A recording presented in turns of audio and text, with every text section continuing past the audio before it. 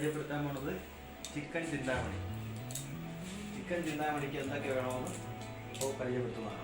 Main സാധനം ചിക്കനാണ്. Chicken ചെറുതായിട്ട് അരിഞ്ഞത്, രണ്ടാമത്തത് ഉള്ളി, മൂന്നാമത്തത് വെളുത്തുള്ളി, ഇഞ്ചി നല്ലതുപോലെ ഇടിച്ചത്, പിന്നെ വേണ്ടത് ഉപ്പ്, പിന്നെ കടുക്.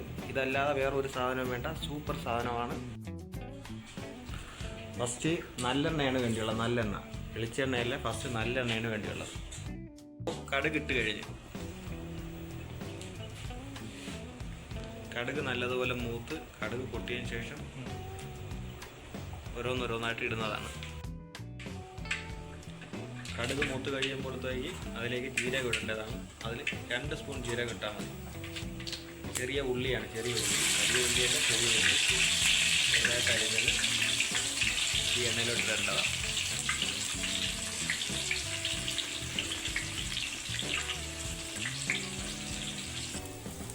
ഇപ്പോൾ അതിലേക്ക് ഇട്ടത് ഇഞ്ചിയും വെളുത്തുള്ളിയാണ്. അതിൽ ഉപ്പ് ഇട്ടിട്ടുണ്ട്, കറിവേപ്പില,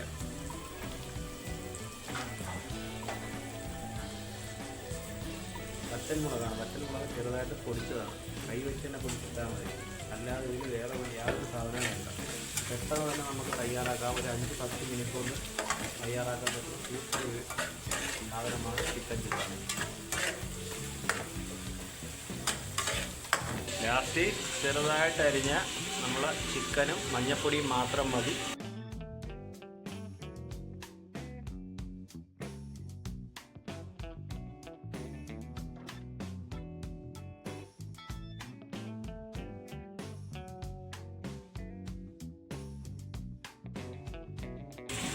മഞ്ഞപ്പൊടിയും ഇട്ട് 10-15 മിനിറ്റ് നേരം അടച്ച് വെച്ച് ആവി കയറ്റി കഴിഞ്ഞാൽ ചിക്കൻ ചിന്താമണി റെഡിയാകും.